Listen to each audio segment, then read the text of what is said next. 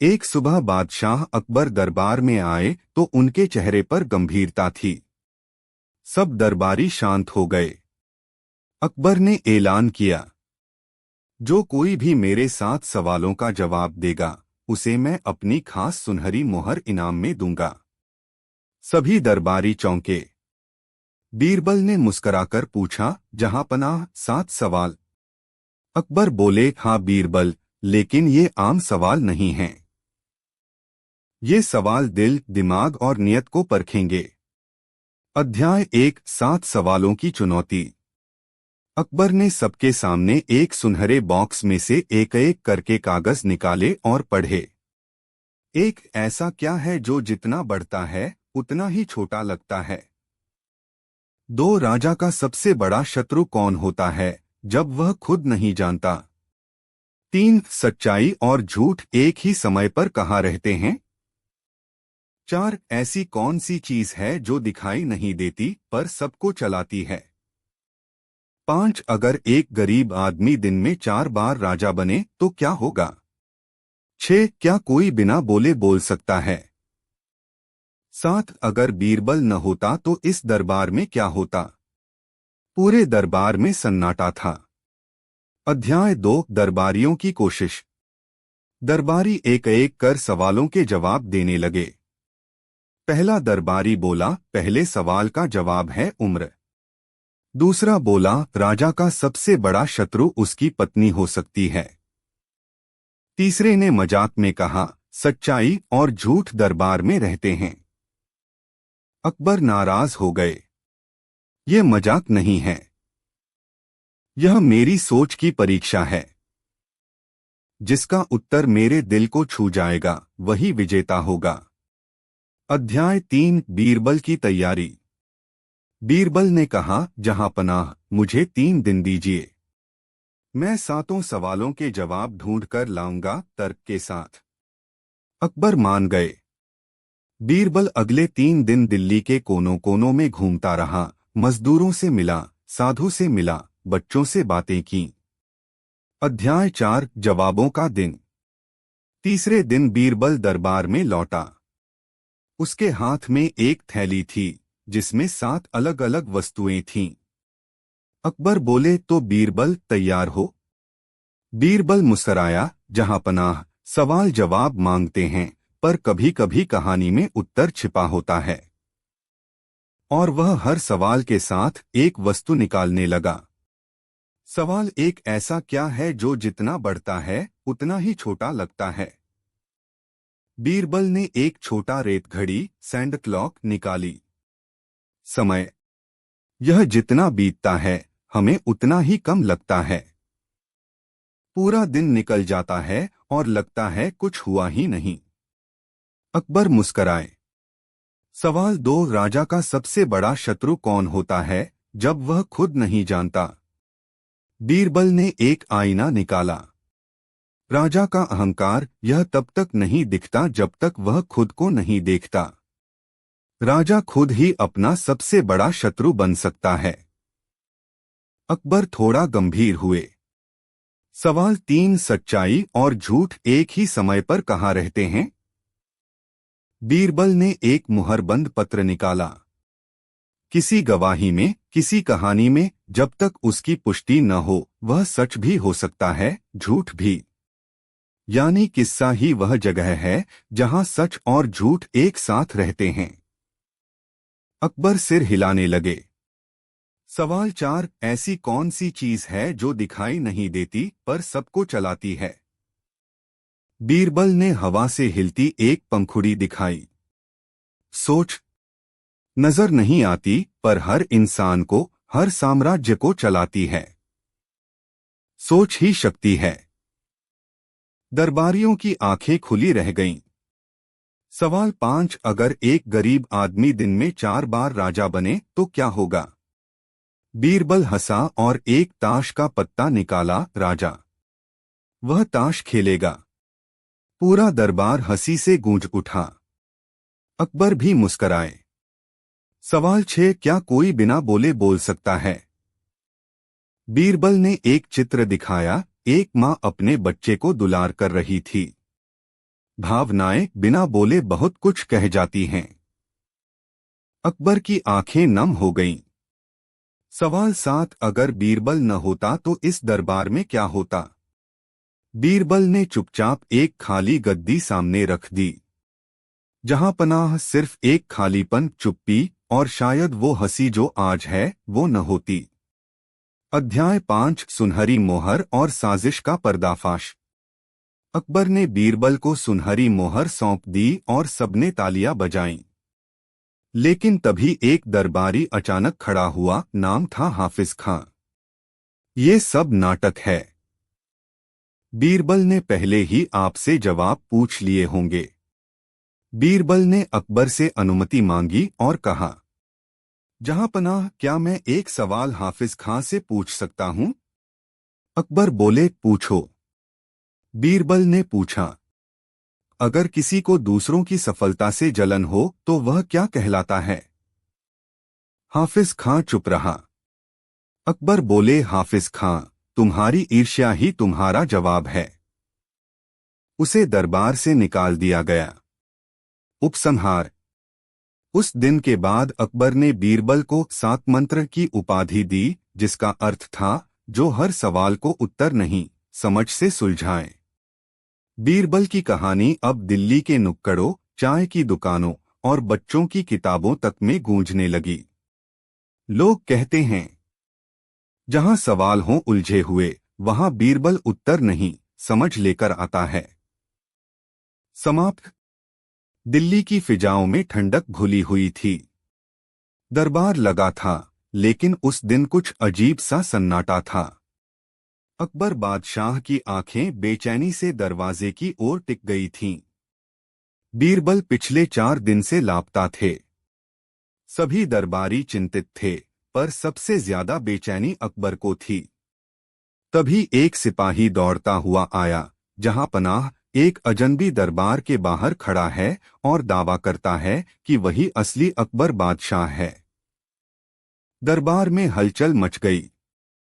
अध्याय 1, 2 अकबर।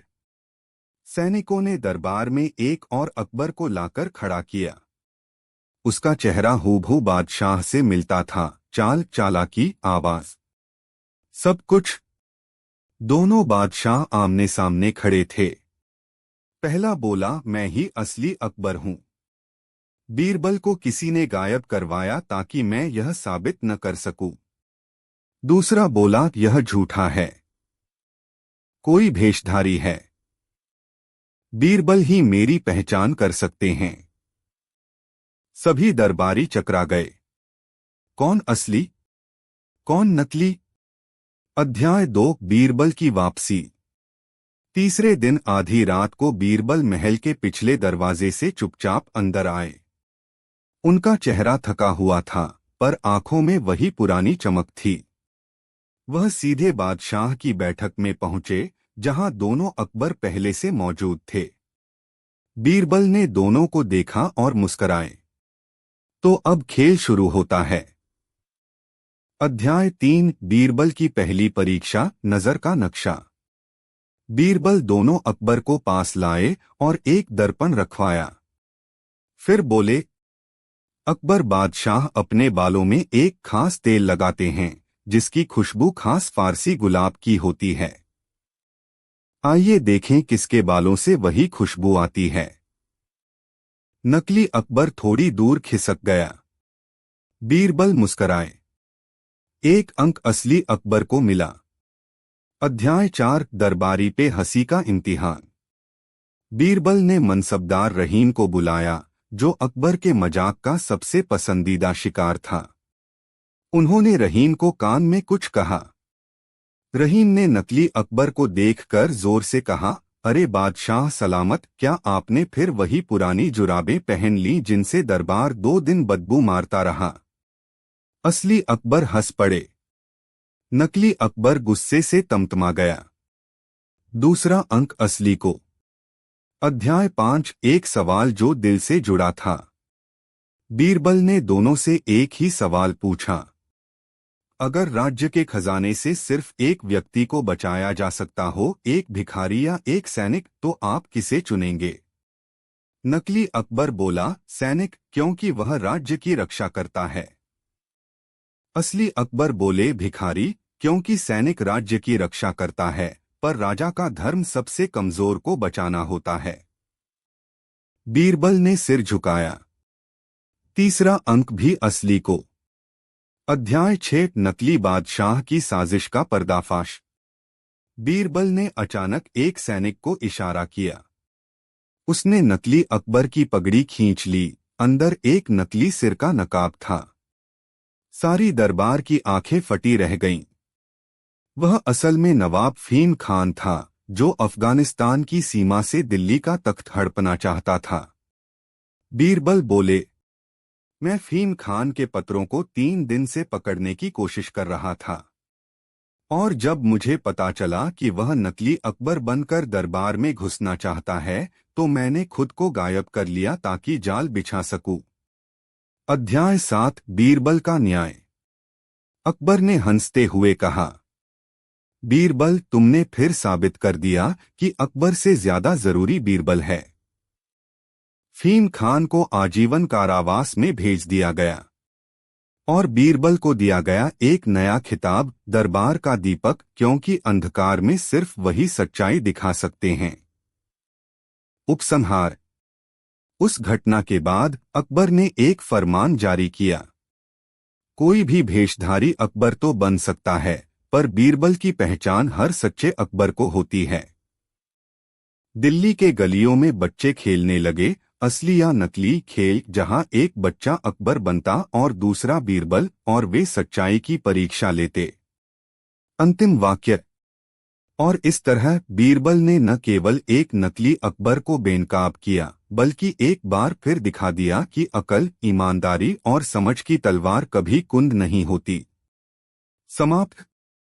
एक दिन बादशाह अकबर दरबार में आए और गुस्से से बोले, कल रात मेरे बगीचे से आम के 4 पेड़ चोरी हो गए।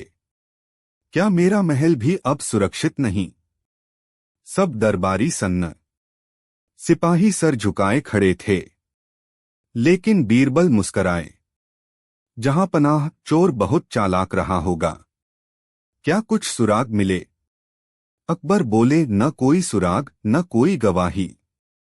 बस सुबह बगीचे में सिर्फ पेड़ों के ठूंठ बचे थे। मुझे उस चोर को ऐसी सजा देनी है कि लोग पीढ़ियों तक याद रखें। बीरबल ने आंखें बंद कीं और कहा, मुझे एक रात दीजिए, मैं चोर का पता लगाकर उसे बिना छुए, बिना कैद किए ऐसी सजा दूंगा कि वह खुद सामने आ जाएगा। अध्याय 2, बीरबल की रहस्यमयी युक्ति। बीरबल ने राजमहल के दरवाजे पर एक तख्ती लगवाई। कल सुबह सूरज उगने से पहले दरबार में सभी दरबारी नंगे पांव, बिना कुछ खाए पिए उपस्थित हों। यह सुनकर दरबार में खलबली मच गई। कुछ बोले, बिना चप्पल, बिना नाश्ता, ये कैसी अजीब सजा है? लेकिन बादशाह ने आदेश दिया, जो नहीं आएगा उसे दोषी माना जाएगा। अध्याय 3, अनोखी सुबह। अगली सुबह अंधेरे में सभी दरबारी बिना चप्पल, बिना भोजन के ठिठुरते हुए दरबार पहुंचे। बीच में बीरबल ने एक टोकरी रखी जिसमें सभी को अपने पैर रखने थे, एक एक करके। सब लोग पैर रखते गए, लेकिन बीरबल हर बार गिनती करता और मुस्कराता रहा। आखिर में उसने बादशाह से कहा, जहां पनाह, चोर पकड़ा गया। उसका नाम है अफजल बेग। पूरा दरबार चौंक गया। अध्याय 4, चोर की पहचान। अकबर बोले, बीरबल, ये चमत्कार कैसे? बीरबल बोले, जहां पनाह, वो आम के पेड़ कटे नहीं, उखाड़े गए। चोर ने जड़ें बचाकर उन्हें किसी और बाग में लगाया होगा, और रात में आम की मिट्टी पैरों में चिपक गई होगी।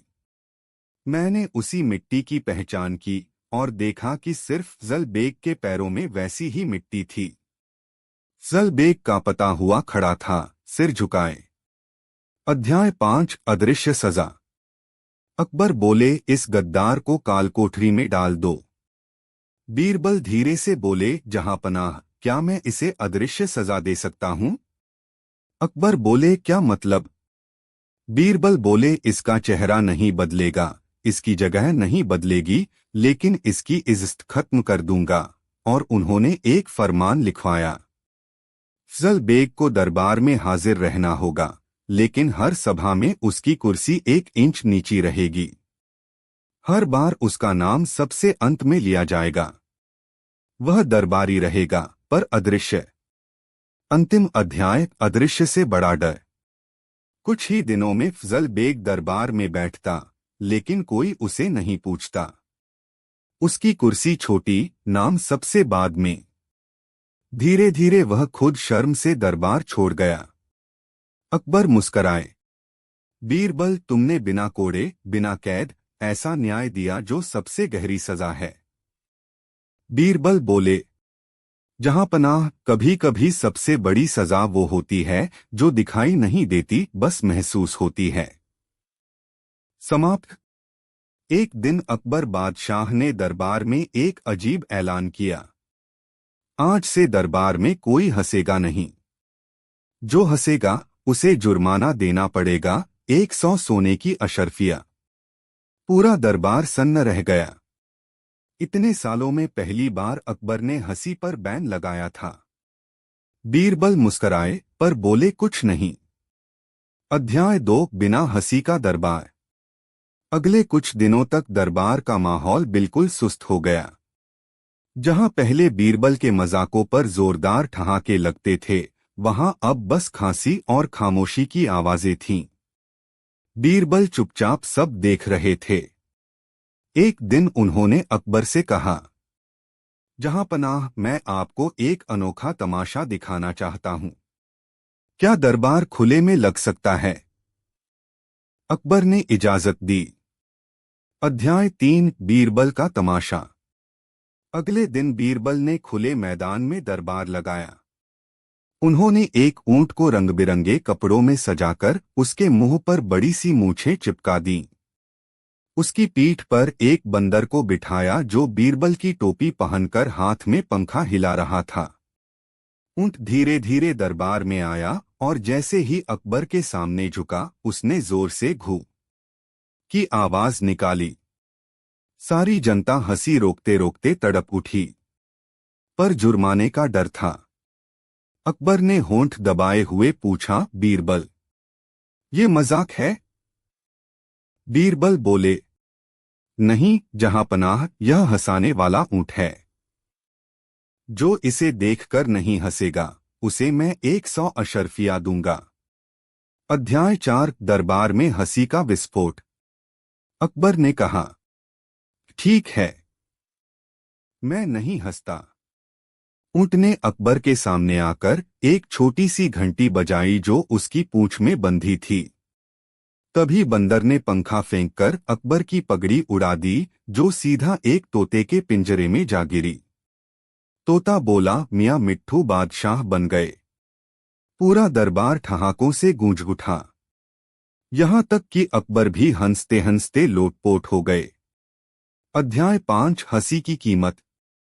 अकबर ने हंसते हुए कहा, बीरबल, मुझे अपनी 100 अशर्फिया देनी होंगी। बीरबल बोले, जहां पनाह, आपने तो पहले ही नियम तोड़ दिया था, अब अशर्फिया देने की बारी मेरी है। और बीरबल ने एक थैली आगे बढ़ाई। अकबर ने देखा, उसमें सिर्फ एक कागज था। उस पर लिखा था, हंसी की कोई कीमत नहीं होती।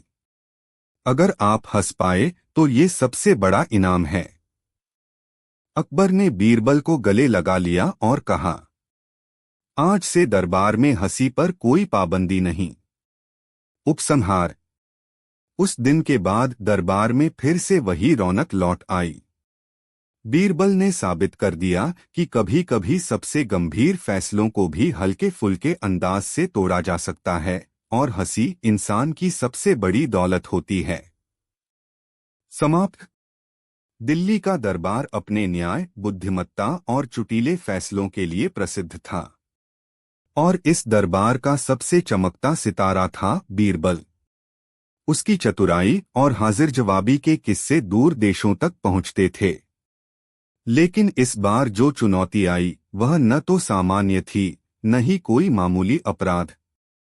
अध्याय 1 गायब हुआ गांव। एक सुबह दिल्ली दरबार के सामने 3 गांवों के मुखिया पेश हुए। उन्होंने फरियाद की, जहां पनाह, हमारे गांव के बीचों बीच की जमीन अचानक गायब हो गई है। अकबर ने चौंकते हुए पूछा, गायब जमीन? ये कैसे हो सकता है? एक मुखिया ने कहा, जहां पहले खेत थे अब वहां रेत का टीला है। कोई ना जानवर चरता है ना हल चलता है। और अजीब बात ये कि रातों रात सब कुछ बदल गया। अकबर परेशान हो गए। ये कोई साधारण मामला नहीं था। उन्होंने आदेश दिया, इस रहस्य की जांच बीरबल करेगा, और अगर यह किसी की चालाकी है तो वह जरूर पकड़ में आएगा। अध्याय 2 रहस्यमयी जमीन। बीरबल गांव पहुंचे। वहां जाकर उन्होंने देखा कि बीच का इलाका सचमुच बदल चुका था। हर ओर रेत थी, बारीक और गर्म, लेकिन पास ही खेत हरे भरे थे। बीरबल ने चुपचाप मिट्टी उठाई, सूंघी और कहा, यह रेत यहाँ की नहीं लगती, कहीं और से लाई गई है। गांव वालों ने बताया कि हर रात कुछ अजीब आवाजें सुनाई देती थीं, जैसे लोहे की गड़गड़ाहट, पर दिखता कुछ नहीं था। बीरबल को शक हुआ, कोई है जो इस जमीन को धीरे धीरे अपने कब्जे में ले रहा है। और फिर उन्होंने शुरू की अपनी योजना। अध्याय 3 अदृश्य न्यायालय का ऐलान। बीरबल ने एक अनोखी घोषणा की। तीनों गांव के सभी लोग और जमींदार 7 दिन बाद इस गायब जमीन पर इकट्ठा हों। वहां एक अदृश्य न्यायालय लगाया जाएगा और अपराधी वहीं पकड़ा जाएगा। पूरा इलाका चौंक गया। अदृश्य न्यायालय? ये क्या नई चाल है? 7वें दिन सूरज उगते ही तीनों गांव वाले इकट्ठा हुए। बीरबल ने उस रेत के बीच में एक लाल कपड़ा बिछवाया और कहा, अब यह सम्राट अकबर का न्यायालय है। जो निर्दोष है वह इस कपड़े पर पांव रख सकता है। लोग एक एक करके आए। कोई डरता हुआ, कोई हंसता हुआ। लेकिन जब गांव के सबसे धनी जमींदार की बारी आई, वह हिचकिचाया, फिर एकाएक मुड़ा और चला गया। बीरबल ने मुस्कुराकर अकबर से कहा, जहां पनाह, चोर मिल गया। अध्याय 4 जमींदार का रहस्य। अकबर ने पूछा, पर बीरबल, उसने कोई कबूलनामा नहीं दिया, न चोरी पकड़ी गई। बीरबल बोले, जहां पनाह, यदि किसी के मन में कोई डर नहीं होता तो वह अदृश्य न्यायालय से क्यों डरता? बाकी सब लोग आए पर सिर्फ वही भागा। इसका मतलब उसे डर था कि उसका अपराध उजागर न हो जाए। जमींदार को पकड़कर लाया गया। कड़ी पूछताछ के बाद उसने कबूल किया, मैंने पास के रेगिस्तानी इलाके से रेत लाकर रातों रात खेतों पर बिछवा दी ताकि लोगों की जमीन बेकार हो जाए और मैं उन्हें सस्ते दामों पर खरीद लूं। अकबर आग बबूला हो गए, पर बीरबल ने मुस्कुराकर कहा, अगर इजाजत हो तो मैं इसकी सजा भी अदृश्य ही देना चाहूंगा। अध्याय 5 अदृश्य सजा। अकबर बोले, कैसी सजा? बीरबल बोले, जहां पनाह, इसकी पहचान मिटा दी जाए लेकिन जिंदा रहे। इससे अच्छा डर और कोई नहीं। इसके बाद जो हुआ वो इतिहास बन गया। जमींदार को दरबार में आना तो पड़ा, लेकिन उसे कोई नहीं देखता था। कोई उसका नाम नहीं लेता था। गांव में उसे लोग घूरते तो थे पर बात नहीं करते थे। धीरे धीरे उसने खुद को एक गुफा में बंद कर लिया और बाहर निकलना बंद कर दिया। अध्याय 6 खेतों की बहाली। बीरबल ने गांव वालों से कहा, अब जब जमीन बच गई है तो तुम सब मिलकर इसे फिर से उपजाऊ बना सकते हो। मैं खुद मदद करूंगा। बीरबल ने नगर के राज माली और जल विशेषज्ञों को बुलाया। रेत हटाई गई, नई मिट्टी डाली गई और धीरे धीरे हरियाली वापस लौट आई। तीनों गांवों ने मिलकर बीरबल की मूर्ति बनवाई, जिस पर लिखा था, जिसने अदृश्य होते हुए भी न्याय को सबकी आंखों के सामने रखा। उपसंहार। जब अकबर ने बीरबल से पूछा, इतना बड़ा खेल बिना तलवार बिना सिपाही कैसे जीत लिया? बीरबल बोले, जहां पनाह न्याय तब तक दिखता नहीं जब तक लोग उसे महसूस न करें, और जब महसूस हो जाए तो अपराध खुद सामने आ जाता है। अकबर हंसे और बोले, बीरबल, तुम्हारी समझ की कोई सीमा नहीं। और फिर दोनों ने दरबार की बालकनी से देखा, सामने गांव के बच्चे उन्हीं खेतों में दौड़ लगा रहे थे जो कभी गायब हो गए थे। समाप्त। एक बार की बात है, दिल्ली का मौसम गर्मियों से तप रहा था और दरबार में भी कुछ नया करने की चर्चा चल रही थी। अकबर का मन ऊब चुका था। बीरबल, अकबर ने एक दिन कहा, कुछ ऐसा कर दिखाओ जो इस ऊब को तोड़ दे।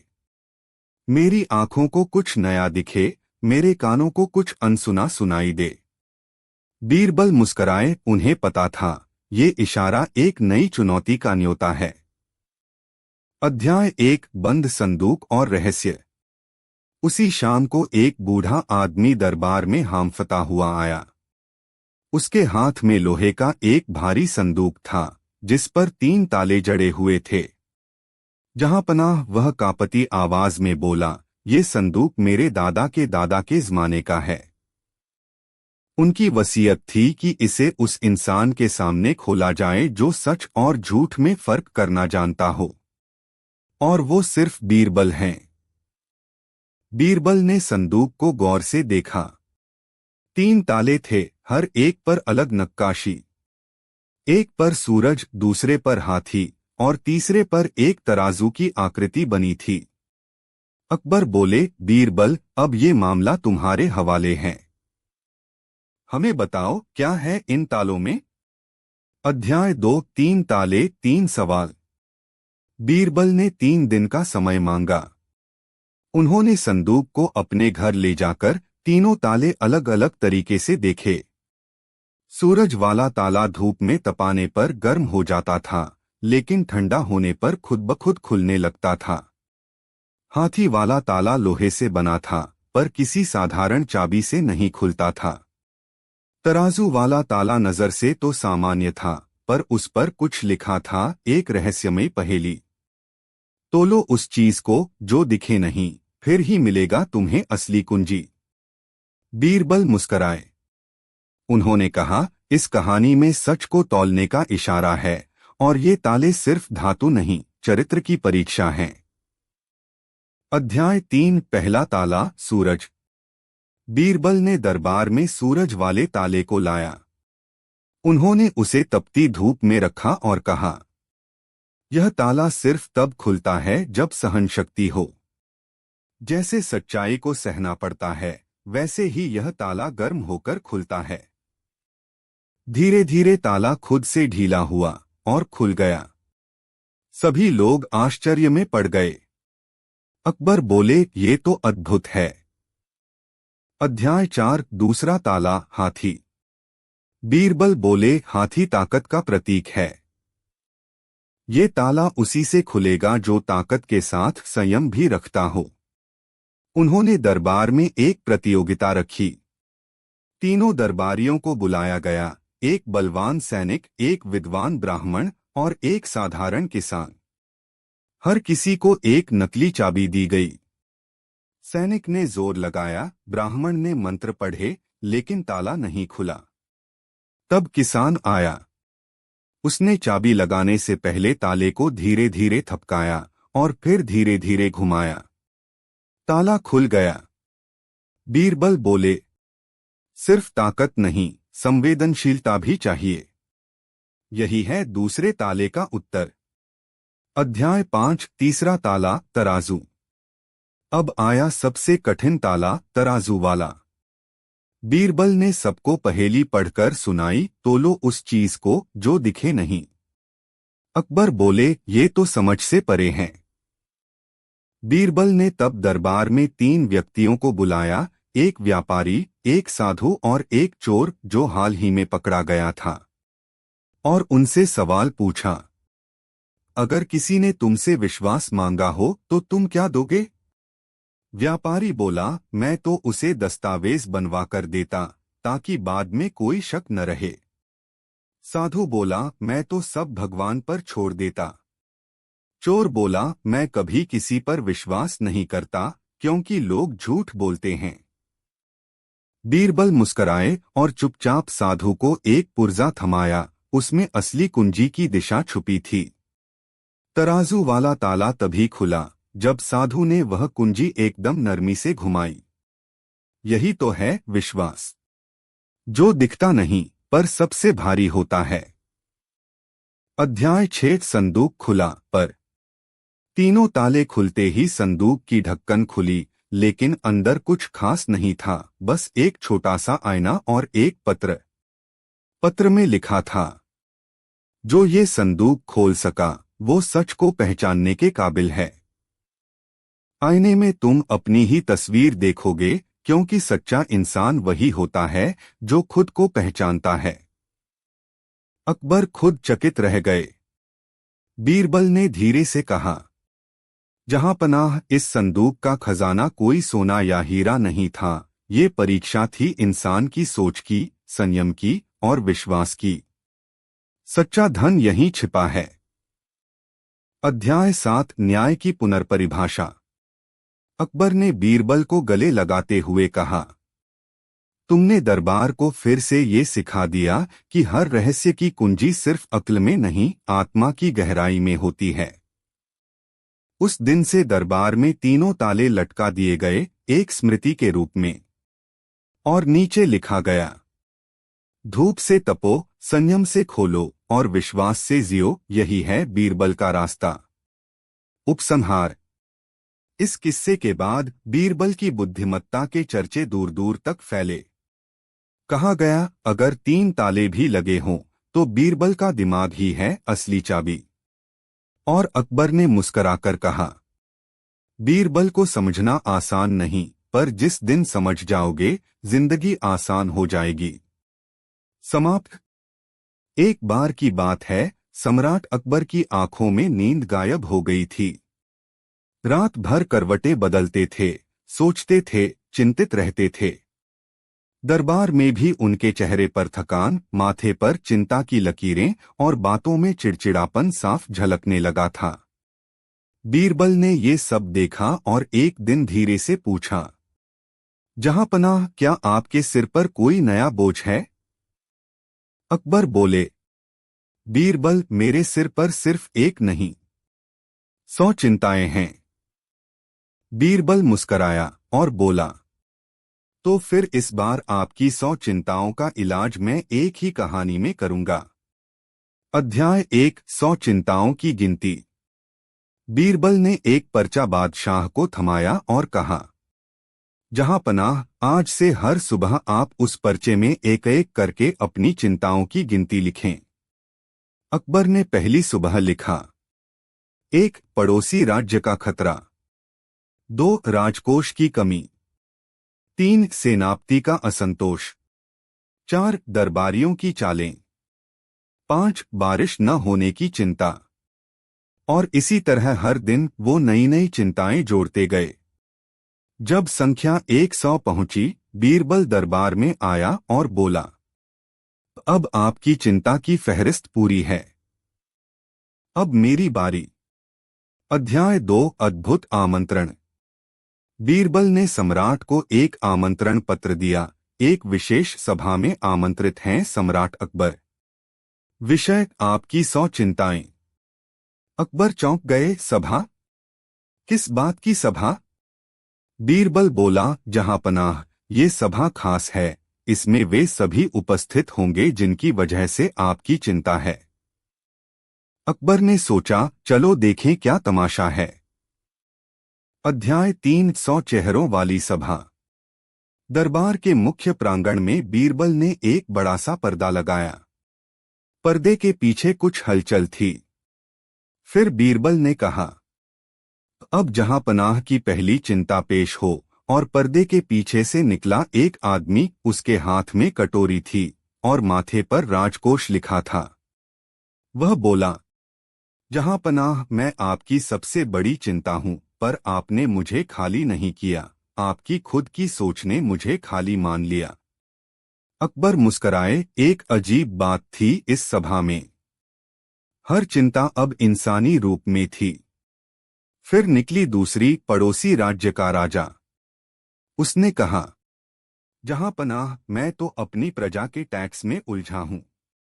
आपको डर लग रहा है, पर मैं तो खुद ही थका पड़ा हूं। इस तरह एक एक करके 100 चिंताएं बाहर आईं। कोई भी असली खतरा नहीं निकला, सिर्फ भ्रम। अध्याय 4, बीरबल का आईना। सभा के अंत में बीरबल ने कहा, जहां पनाह, अब एक आखिरी चिंता बाकी है। उसे मैं खुद प्रस्तुत करता हूं। बीरबल ने एक बड़ा आईना लाकर रखा। उसमें अकबर की ही छवि झलक रही थी। ये आपकी सबसे बड़ी चिंता है, खुद आप। जब इंसान अपनी सोच पर भरोसा छोड़ देता है तो बाहरी चिंताएं अंदर के डर से दोगुनी हो जाती हैं। अकबर मुस्कराए, फिर हंस पड़े। पहली बार इतने दिन बाद। अध्याय 5, बादशाह का नया आदेश। अकबर ने आदेश दिया, आज से हर सुबह दरबार शुरू होने से पहले चिंता सभा का आयोजन होगा, लेकिन उसमें हंसी, हलवा और हुक्का जरूरी होंगे। दरबार अब एक नया रूप लेने लगा। जहां पहले फैसले तनाव में होते थे, अब वे समझ और मुस्कान के साथ लिए जाते थे। बीरबल ने बाद में एक पत्थर पर खुदवाया, जहां चिंता हो वहां मजाक को आने दो, सच जल्दी बाहर आ जाता है। अध्याय 6, अंतिम परीक्षा। कुछ महीनों बाद एक यात्री दरबार आया। वह एक ज्ञानी जैसा दिखता था। उसने बीरबल से कहा, तुम बुद्धिमान माने जाते हो, पर क्या तुम अपने बादशाह की सोच को बदल सकते हो? बीरबल ने कहा, मैं बदलता नहीं, दिखाता हूं। सोच खुद बदलती है। वह यात्री दरबार में बैठ गया। तभी अकबर ने घोषणा की, आज मैं वो चिंता साझा करूंगा जो मेरे मन के सबसे अंदर छिपी है और जिसने कभी किसी को नहीं बताया। बीरबल मुस्कराया और बोला, तो फिर समय है अंतिम ताले को खोलने का। अध्याय 7, सबसे छिपी चिंता। अकबर ने सबके सामने कहा, मैं सबसे ज्यादा डरता हूं कि अगर मैं नहीं रहूं तो ये सल्तनत कैसे चलेगी? क्या कोई मेरी तरह निर्णय ले पाएगा? दरबार में सन्नाटा छा गया। बीरबल बोला, जहां पनाह, ये आपकी सबसे सुंदर चिंता है, क्योंकि इसका उत्तर आज से पहले ही आपने खुद बना दिया है। हर फैसला जो आपने बीते सालों में लिया, वो सिर्फ हुक्म नहीं था, वो एक मिसाल थी। और मिसाल कभी नहीं मरती। अध्याय 8, विरासत। अकबर ने बीरबल को गले लगाया और कहा, तुमने मेरी 100 चिंताओं को ऐसे बांधा कि वो अब मेरी 100 शिक्षाएं बन गईं। बीरबल बोले, जहां पनाह, जब राजा चिंता छोड़ता है तो प्रजा भरोसा पकड़ती है। उस दिन के बाद अकबर ने चिंता दिवस मनाना शुरू किया, जिसमें सब दरबारी अपनी सबसे अजीब चिंता बांटते और सब मिलकर उस पर हंसते। उपसंहार।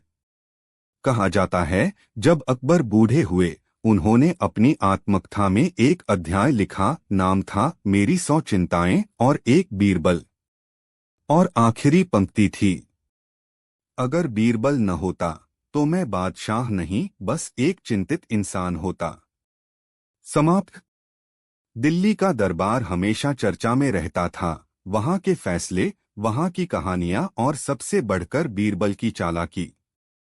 पर एक दिन बादशाह अकबर खुद बहुत परेशान थे। उन्होंने कहा, बीरबल, दरबार में कई बार मुझे ऐसा लगता है जैसे कुछ लोग दिखते तो हैं, पर उनका असली चेहरा दिखता नहीं। कुछ ऐसा करो जिससे हम जान सकें असली कौन है और नकली कौन। बीरबल मुस्कराए। उनके दिमाग में एक योजना कौंधी, एक ऐसी योजना जो सिर्फ नजरों से नहीं, अक्ल और ईमानदारी से काम करती।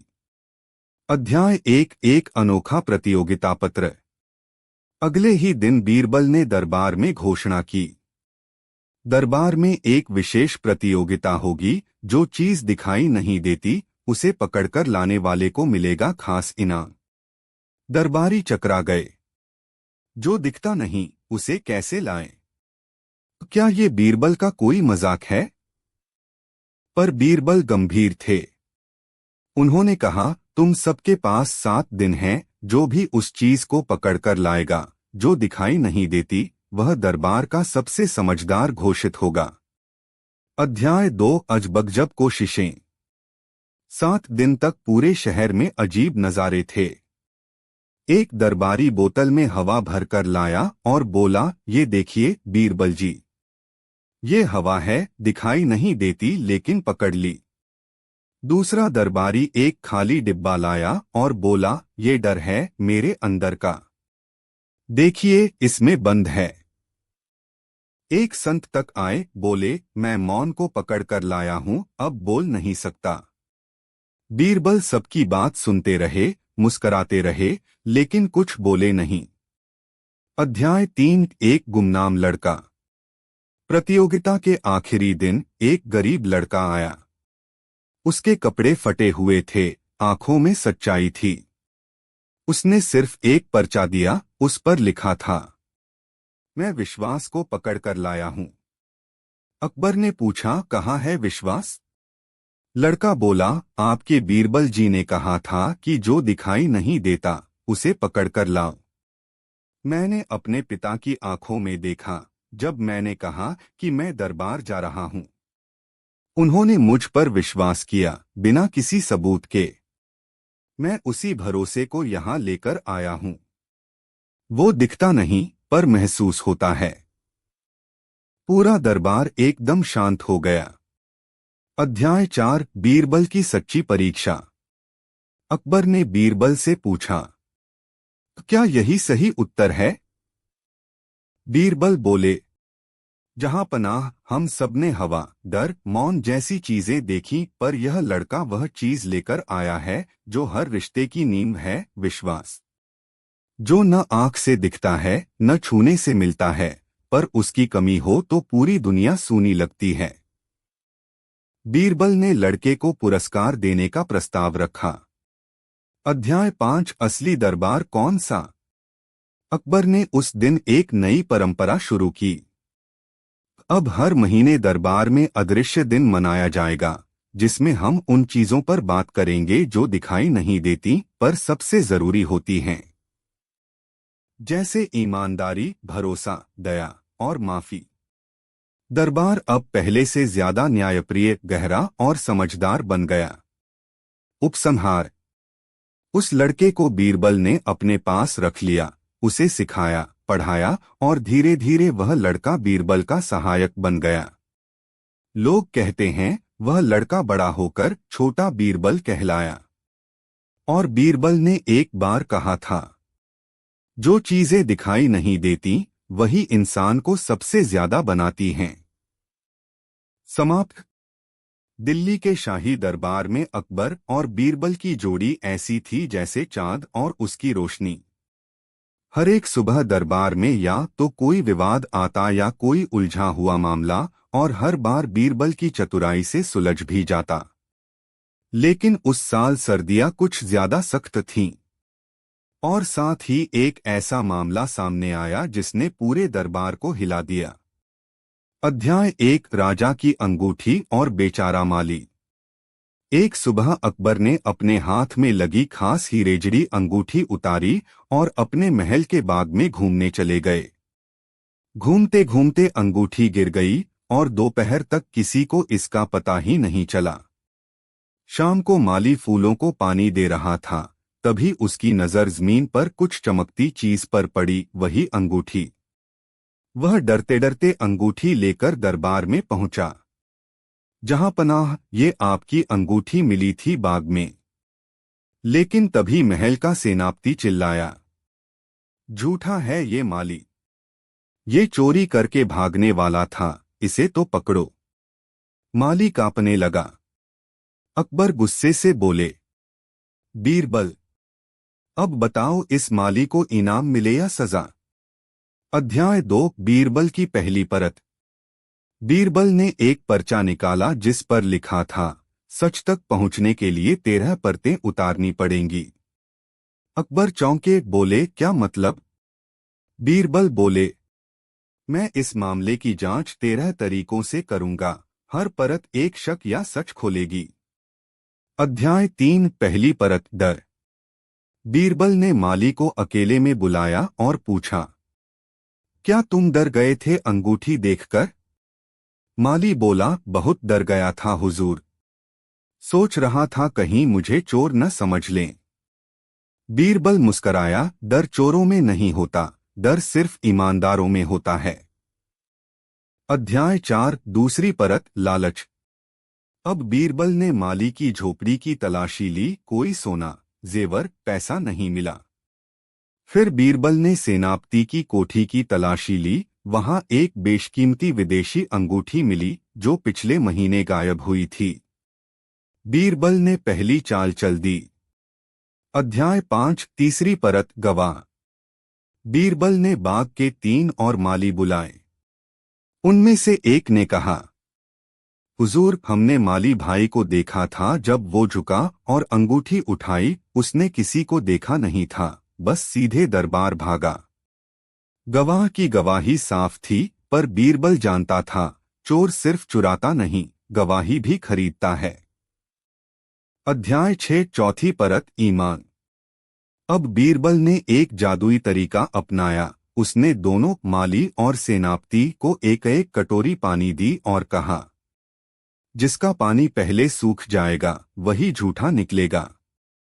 सब चौंक गए, पर बीरबल ने हंसकर कहा, मैं बस इतना देखना चाहता हूं कौन ज्यादा बेचैन है। पानी माली का सूख गया, क्योंकि वो डरा था, पसीना बहा रहा था। पर बीरबल बोला, डर झूठ की निशानी नहीं, बेबसी की है। अध्याय 7 पांचवी परत हिसाब। बीरबल ने बाग के नक्शे और समय देखा। सुबह 8 बजे अंगूठी गिरी थी और माली 11 बजे पहुंचा। 3 घंटे कहाँ थे? माली बोला, हुजूर, मैं सोच रहा था कि क्या करूं। डर लग रहा था, फिर जाकर माँ से पूछा, उन्होंने कहा, सच दो। बीरबल मुस्कराया, जिसके पास माँ का साथ हो वो झूठ नहीं बोलता। अध्याय 8 छठी परत चाल। बीरबल ने सेनापति को एक और अंगूठी दिखाकर कहा, ये रही असली अंगूठी, अगर तुमने चुराई होती तो पहचानते। सेनापति तुरंत बोला, हाँ हाँ, यही थी। पर बीरबल हंसा, ये नकली थी। अध्याय 9 सातवीं परत आम जनता की अदालत। बीरबल ने दरबार में सब आम लोगों को बुलाया और माली व सेनापति को मंच पर खड़ा कर दिया। फिर सबको कहा, अपनी राय दो, कौन झूठा लगता है। सभी ने माली को सच्चा और सेनापति को चालाक बताया। अकबर बोले, बीरबल, क्या अब तुमने निर्णय ले लिया? अध्याय 10 आठवीं परत कबूलनामा। बीरबल ने सेनापति को अकेले में बुलाया और कहा, अगर अब भी कबूल कर लो तो शायद सजा कम हो। सेनापति बोला, मैं क्यों कबूल करूं? बीरबल ने कहा, क्योंकि माली की मां तुम्हारे खिलाफ दरबार में गवाही देने आ रही है। ये झूठ था, पर सेनापति डर गया और सब उगल दिया। अध्याय 11 9वीं से 12वीं परत। बीरबल ने अब तक 4 और सबूत इकट्ठा कर लिए। एक, अंगूठी की मिट्टी पर सेनापति की तलवार का निशान। 2, माली के घर में कोई विलासिता का सामान नहीं। 3, सेनापति के नौकर ने गवाही दी, मालिक देर रात बाग में गया था। 4, सेनापति की अंगुली पर उसी हीरे का छोटा टुकड़ा चिपका था।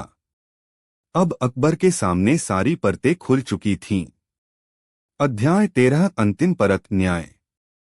अकबर बोले, सेनापति को हटाया जाए और माली को सम्मान दिया जाए। माली को दरबारी माली बना दिया गया उसे रहने के लिए एक छोटी हवेली भी मिली।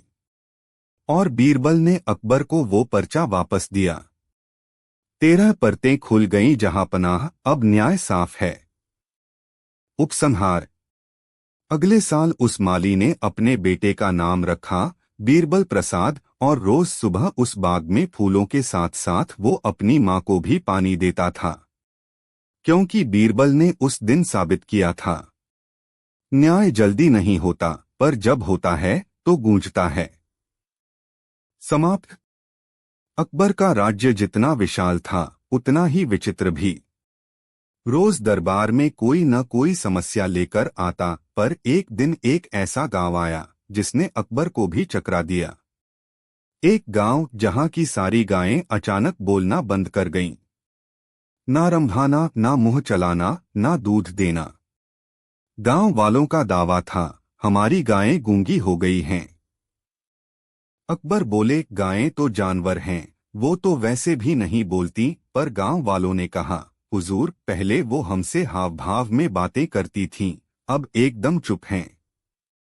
अकबर को लगा मामला कुछ अजीब है। उन्होंने बीरबल को बुलाया।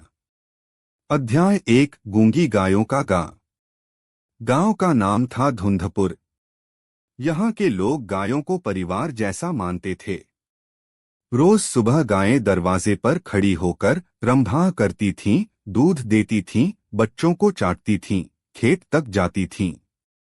पर एक हफ्ते से पूरा गांव परेशान था। गायें एकदम शांत हो गई थीं। कोई आवाज नहीं, ना दूध, ना हिलना डुलना।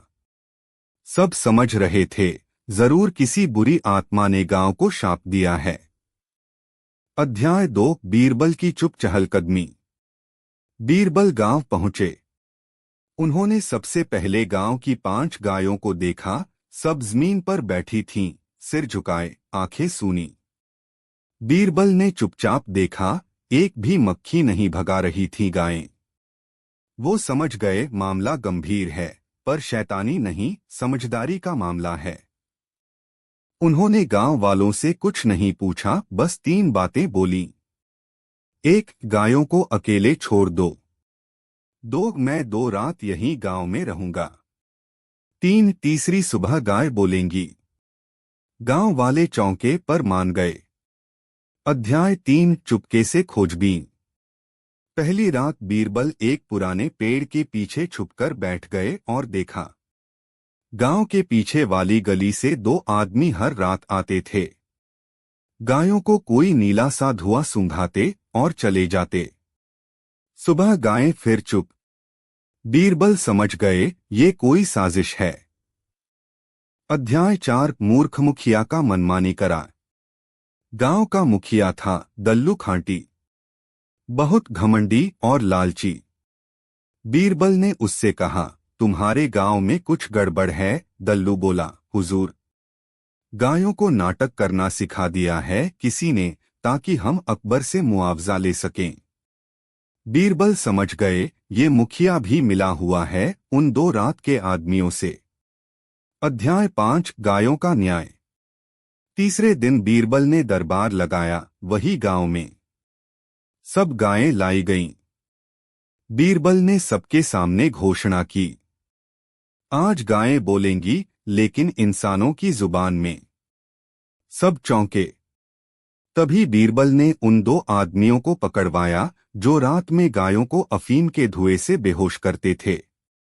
और फिर जब हुआ, बीरबल ने उनकी जेबों से एक पर्चा निकाला जिसमें लिखा था, गायों को चुप कराओ, दूध रुकवाओ और गांव को राजा से मुआवजा दिलवाओ। आधा हिस्सा तुम्हारा, आधा मुखिया का। गांव दंग रह गया। अध्याय 6, बीरबल की चालबाजी। बीरबल ने सबके सामने गायों को एक टब में पानी पिलाया जिसमें उन्होंने हल्का सा देसी आयुर्वेदिक जड़ी बूटी मिलाई थी। 10 मिनट बाद गायें उठीं और जोर से हम्बा कर उठीं। गांव वालों की आंखों में आंसू आ गए। मुखिया दल्लू को बीरबल ने गधे पर बैठाकर पूरे गांव में घुमाया। पीठ पर लिखा था, मैं गूंगी गायों का चुपचाप चोर हूं। अध्याय 7, अकबर का न्याय। बीरबल ने जब ये सब अकबर को बताया तो बादशाह हंसते हंसते लोटपोट हो गए। उन्होंने बीरबल से कहा, तुम तो इंसानों की जुबान तो समझते ही थे, अब तो जानवरों की भी बोलियां समझने लगे हो। बीरबल मुस्कराए। जहां पनाह, जुबान से ज्यादा जरूरी है नियत को समझना। उपसंहार। गांव में फिर से रंभाने की आवाज गूंजने लगी। हर सुबह बीरबल का नाम लिया जाता, बीरबल बाबा की जय। और गायों की पीठ पर लिखा जाता, हम चुप हैं पर हमें मत समझो बेगैरत। समाप्त। एक दिन अकबर बादशाह के दरबार में एक अजीब सा आदमी आया। उसके साथ था एक गधा, पर गधा ऐसा कि उसकी पीठ पर सुनहरी पालकी बंधी थी और गले में मोतियों की माला। वो आदमी बोला, जहां पनाह, ये मेरा नहीं, मेरी बीवी का गधा है। पूरा दरबार ठहाकों से गूंज उठा। अकबर बोले, गधे को बीवी कैसे हो गई? वो आदमी बोला, हुजूर, ये गधा बोलता है और मेरे घर के सारे फैसले करता है। और इसने कहा है कि बीरबल की अक्ल अब कुंद हो गई है। अब तो अकबर का चेहरा तमतमा गया। बोले, तो क्या बीरबल से ज्यादा अक्ल इस गधे में है? आदमी बोला, हाँ हुजूर। अध्याय 1, बीरबल बनाम गधा। बीरबल मुस्कराए। उन्होंने उस गधे को देखा, गले में मोती, पीठ पर पालकी और चारे में केसर मिश्री मिल रहा था। बीरबल ने अकबर से कहा, जहां पनाह, अगर इजाजत हो तो मैं इस बोलते गधे से बात कर लूं। अकबर बोले, बेशक।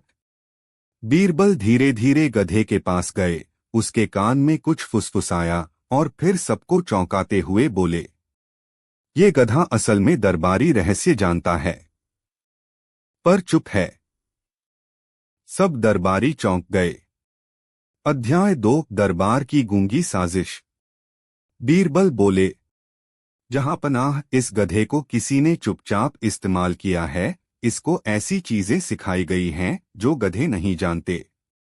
यह एक चाल है इस आदमी की, जिसने गधे को नाचनचाकर दरबार की शान गिराने की साजिश रची है।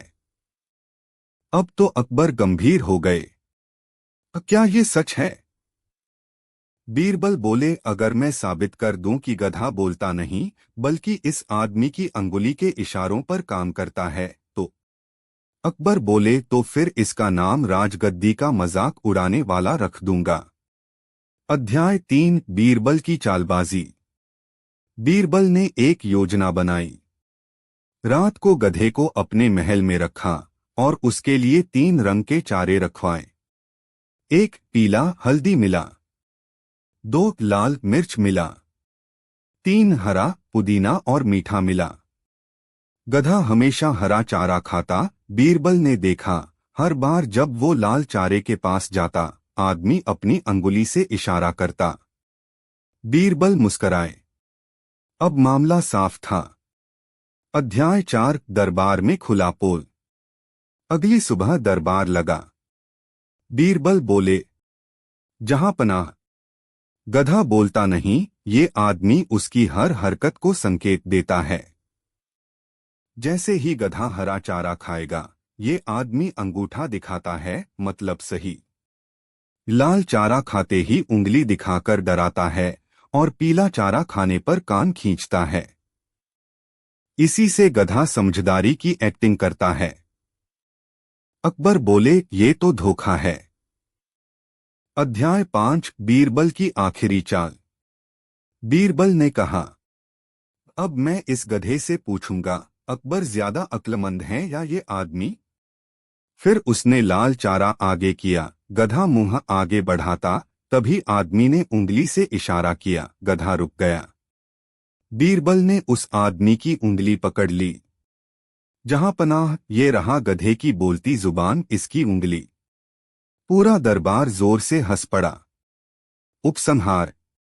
अकबर ने उस आदमी को सजा दी। राज दरबार की गरिमा को गिराने के लिए तुम 1 महीना गधे को पालो बिना किसी गहने या चारे के। और गधे को कर दिया बीरबल के हवाले, जिसने उसे गांव के बच्चों को सिखाने के लिए छोड़ दिया कैसे चालों से धोखा न खाएं। अकबर बोले, बीरबल तुम्हारी चाल से गधा भी समझदार हो गया। बीरबल हंसते हुए बोले, जहां पनाह गधा तो सीधा होता है, चालें तो इंसानों की होती हैं। समाप्त।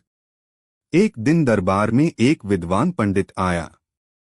सिर पर चमचमाता ताज, गले में माला और हाथ में सुनहरी किताब। उसने बादशाह अकबर को सलाम किया और कहा, जहां पनाह, मैं 4 देशों का ज्ञानी हूं, 4 भाषाओं में ग्रंथ रच चुका हूं, 400 पहेलियां हल कर चुका हूं, और आज मैं आपके दरबार में 4 पहेलियां लाया हूं। अगर बीरबल ने एक भी गलत उत्तर दिया तो मैं कहूंगा बीरबल अक्लमंद नहीं, किस्मत वाला है। अकबर मुस्कराए, बीरबल तो बगल में ही बैठे थे। बीरबल ने कहा, पहेलियां ज्ञान का खेल हैं, पर अगर कोई चालबाजी करे तो फिर खेल बदल जाता है। अध्याय 1। पहली पहेली, वो क्या है जो सुबह सफेद, दोपहर को नीला और रात को काला हो जाता है? सारे दरबारी सोच में पड़ गए। विद्वान पंडित मुस्कराया। बीरबल चुप रहे। फिर बोले, ये इंसान की सोच है। सुबह जब उम्मीद होती है, सब अच्छा लगता है, सफेद। दोपहर को व्यस्तता और दौड़ धूप, नीली। रात को अकेलापन, भय और थकान, काली। पंडित चौंका। मेरे उत्तर में तो आसमान लिखा था, पर ये उत्तर और गहरा है। अकबर बोले, 1 अंक बीरबल को। अध्याय 2। दूसरी पहेली, ऐसी चीज जो जितनी बांटो उतनी बढ़ती है। पंडित ने अपनी किताब फड़फड़ाई। दरबारी बोले, दौलत, खुशी, ज्ञान। बीरबल मुस्कराए और बोले, ये है सम्मान। इसे बांटो तो दूसरों से और ज्यादा मिलता है। पंडित का माथा ठनका। उसने जल्दी से किताब के पन्ने पलटे और देखा, वहां भी लिखा था, सम्मान। भीतर ही भीतर बुदबुदाया, हद है, ये बीरबल तो किताब में छपे जवाब भी पढ़ लेता है क्या? अध्याय 3। तीसरी पहेली, ऐसा क्या है जो होते हुए भी दिखता नहीं और जब दिखे तो खत्म हो जाता है? अब की बार दरबार में सन्नाटा छा गया। पंडित ने इशारों में कुछ चालें चलाईं, मानो दरबार को भ्रम में डाल रहा हो। बीरबल बोले, ये है सपना। जब होता है तो हम उसमें जीते हैं, पर जब वो दिखता है, यानी नींद खुल जाती है, तब सपना टूट जाता है। पंडित अब बौखलाने लगा। अध्याय 4। आखिरी पहेली, ऐसी चीज जो झूठ से जन्म लेती है और सच के सामने दम तोड़ देती है। अब की बार पंडित को भरोसा था कि बीरबल चुकेंगे। बीरबल कुछ पल चुप रहे। फिर बोले, ये है अफवाह। झूठ से जन्म लेती है, डर से फैलती है, पर जैसे ही सच सामने आता है, उसका अंत हो जाता है। दरबार तालियों से गूंज उठा। पंडित का चेहरा पीला पड़ गया। अध्याय 5। बीरबल की चाल का खुलासा। अब बीरबल बोले, जहां पनाह, मुझे पहले ही शक था कि ये पंडित कोई विद्वान नहीं बल्कि चालबाज है। ये चारों पहेलियां इसने खुद नहीं बनाई, ये मेरी पुरानी किताब से चुराई गई हैं, जो वर्षों पहले मैंने एक पंडित को सिखाई थी। और सबूत ये है, बीरबल ने उस पंडित की किताब ली और उसकी जिल्द हटाई, नीचे लिखा था, मूल लेखक बीरबल। पूरा दरबार सन्न रह गया। अकबर बोले, तो ये पंडित तो नकली निकला। अध्याय 6। सजा और सबक। अकबर ने आदेश दिया, इस पंडित को उसी तरह की 4 सजा मिले जो उसकी चालों जैसी हों। 1. सफेद रंग में दरबार झाड़ू देना, सुबह की सफाई के लिए। 2. नीले कपड़ों में जनता को कहानियां सुनाना, दोपहर को। 3. काले रंग में झूठ न बोलने का प्रण, रात को। 4. और चौथी, हर रोज एक नया सच सीखना। बीरबल मुस्कराए। जहां पनाह, हर चाल का जवाब सिर्फ अक्ल नहीं, अनुभव भी है। उपसंहार। उस दिन के बाद दरबार में हर नया व्यक्ति बीरबल से एक बात जरूर पूछता, वो सच क्या होता है?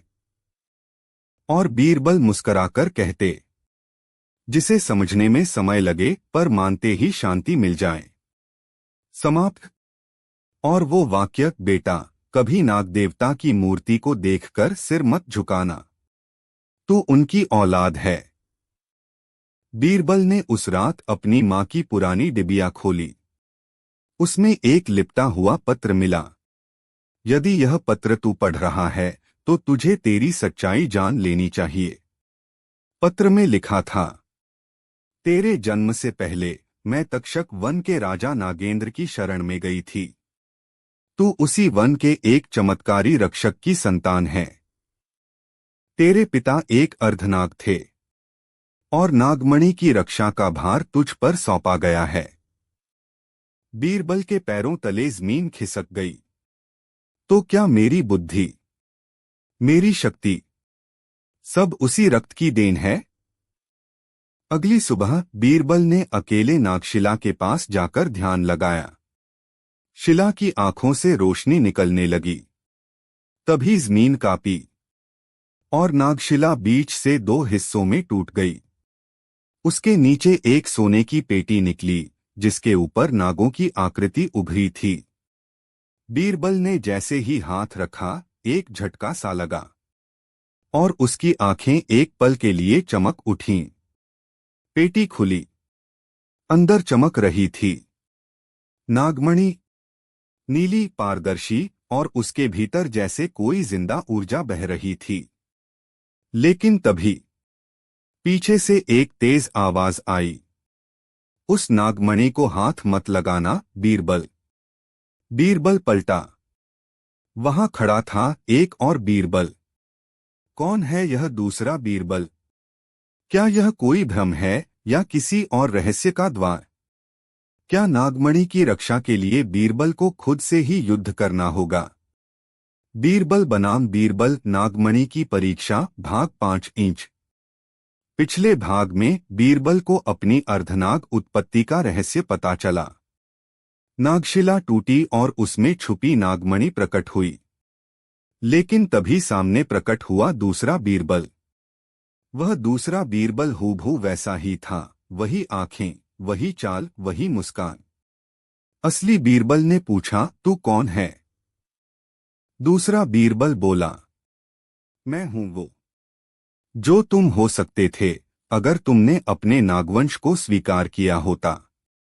असली बीरबल स्तब्ध था। तू कोई मायावी छाया है? नहीं, वह बोला, मैं तव स्वभाव का छायाचित्र हूं, तेरे भीतर की शक्ति जिसे तूने हमेशा बुद्धि के नीचे दबा दिया। नागमणि अचानक जोर से चमकने लगी और तभी एक गूंजती हुई आवाज आई, केवल एक बीरबल ही नागमणि का रक्षक बन सकता है। लेकिन दोनों में से कौन सच्चा है, ये तय करेगा परीक्षा का द्वार। अचानक जमीन फट गई और दोनों बीरबल एक गुफा में गिर पड़े। गुफा के अंदर 3 द्वार थे और हर द्वार के ऊपर लिखा था, 1 बुद्धि की परीक्षा, 2 बलिदान की परीक्षा, 3 सच्चाई की परीक्षा। पहला द्वार खुला। दोनों बीरबल अंदर गए। अंदर थी एक रहस्यमयी पहेली। एक राजा के पास 3 पुत्र थे। वह सबसे चतुर को उत्तराधिकारी बनाना चाहता था। उसने तीनों को एक बीज दिया और कहा, जो सबसे अच्छा पेड़ उगाएगा वही राजकुमार बनेगा। तीनों ने मेहनत की पर बीज से कुछ नहीं उगा। लेकिन एक ने बीज लौटा दिया और कहा, ये बीज नकली है। राजा ने उसी को उत्तराधिकारी चुना। क्यों?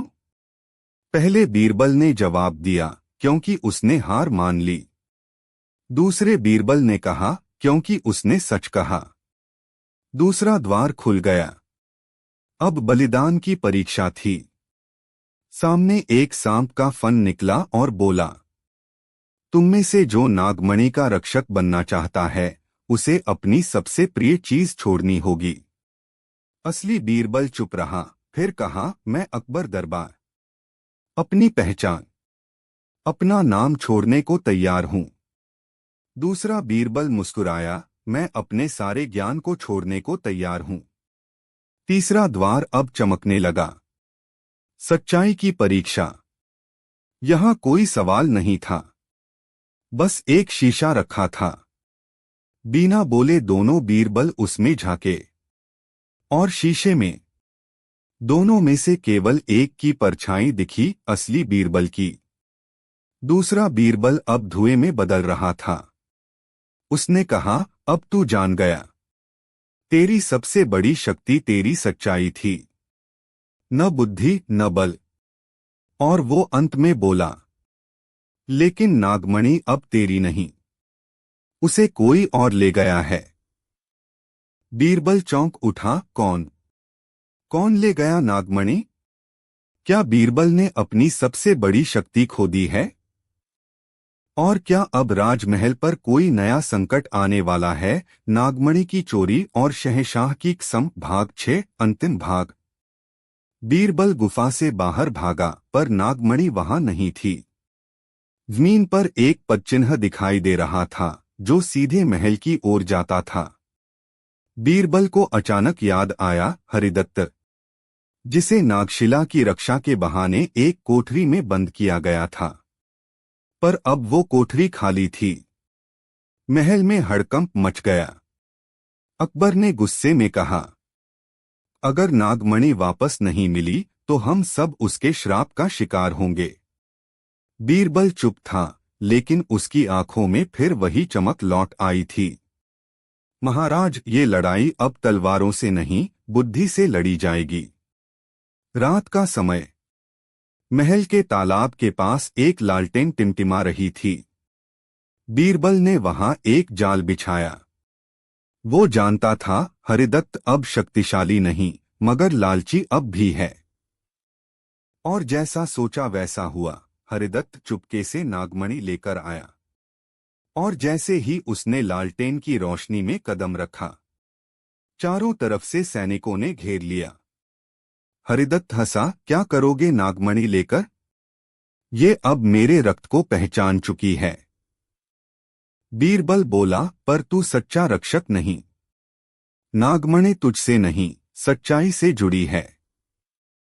बीरबल ने मणि को हाथ में लिया, और इस बार बिना कोई झटका आए मणि शांत हो गई। उसका नीला प्रकाश अब हल्के सुनहरे रंग में बदल गया था। अकबर आगे आए। बीरबल, तूने फिर एक बार साबित कर दिया कि सच्चा योद्धा वही है जो अपने भीतर की सच्चाई से भागता नहीं। बीरबल ने मणि वापस शिला के नीचे छुपा दी और कहा, महाराज, ये मणि शक्ति नहीं, जिम्मेदारी है।